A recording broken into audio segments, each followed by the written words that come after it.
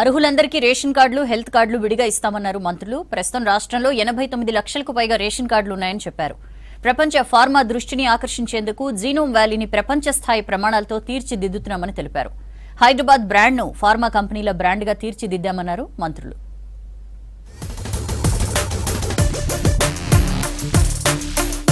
కొత్త రేషన్ కార్డులకు రేవంత్ సర్కార్ ముహూర్తం పెట్టింది. అక్టోబర్లో కొత్త రేషన్ కార్డులు ఇస్తామని మంత్రులు ఉత్తమ్, పొంగులేటి శ్రీనివాసరెడ్డి స్పష్టం చేశారు. ఆరోగ్యశ్రీ కోసం ప్రత్యేకంగా హెల్త్ కార్డులు కూడా అక్టోబర్ నెలలోనే ఇస్తామని చెప్పారు. రూరల్ ఏరియాస్ లో రేషన్ కార్డుకి ఎలిజిబిలిటీ 1,50,000 రూపాయలు కానీ తక్కువ ఉండాలి.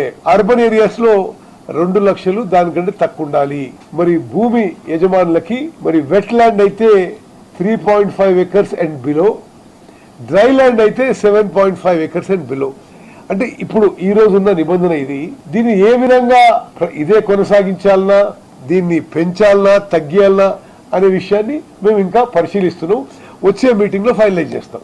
ఎవరైతే అర్హులైన వాళ్ళు ఉన్నారో అర్హులైన వాళ్ళ ప్రతి ఒక్కళ్ళకి రేషన్ కార్డు ఇవ్వాలన్నదే, హెల్త్ కార్డు ఇవ్వాలన్నదే ఈ ప్రభుత్వం యొక్క లక్ష్యం. ఈ నెల 21వ తారీఖు నాడు మళ్ళీ కేబినెట్ సబ్ కమిటీ ఆల్మోస్ట్ అది ఒక కంక్లూజన్కి వస్తాం. 21వ తారీఖు నాడు మళ్ళీ మీటింగ్ పెట్టుకుంటున్నాం.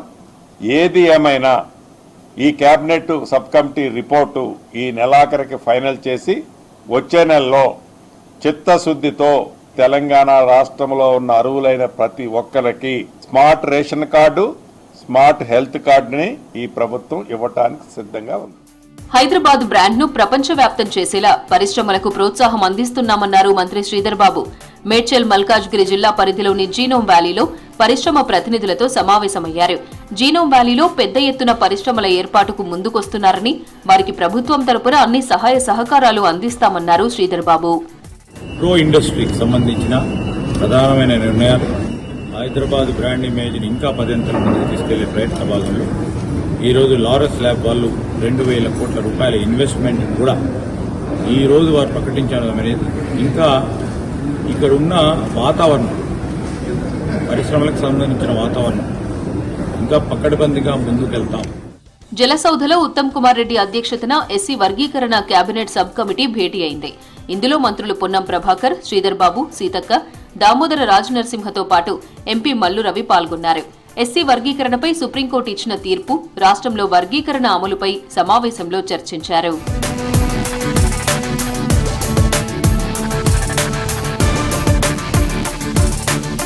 రాష్ట్రంలో ములుగు నియోజకవర్గంలో తొలి కంటైనర్ స్కూల్ ఏర్పాటు చేశారు. కన్నాయిగూడెం మండలం కాంతనపల్లి అటవీ ప్రాంతంలో ఏర్పాటు చేసిన ఈ స్కూల్ను మంగళవారం ప్రారంభించనున్నారు మంత్రి సీతక్క.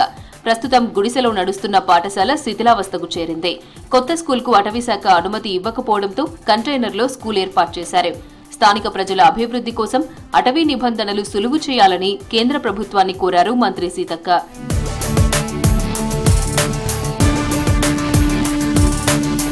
ఇటీవల ములుగు నియోజకవర్గం తాడ్వాయి మండలంలో కంటైనర్ హాస్పిటల్ ఏర్పాటు చేయించారు సీతక్క. దీంతో స్థానికులకు వైద్య సేవలు అందుబాటులోకి వచ్చాయి. అదే స్ఫూర్తితో కంటైనర్ స్కూల్ను ఏర్పాటు చేయించారు సీతక్క. కంటైనర్ 25 అడుగుల వెడల్పు, 25 అడుగుల పొడవు ఉంది. ఇందులో 2 టీచర్లు, విద్యార్థులు కూర్చునేలా ఏర్పాట్లు చేశారు.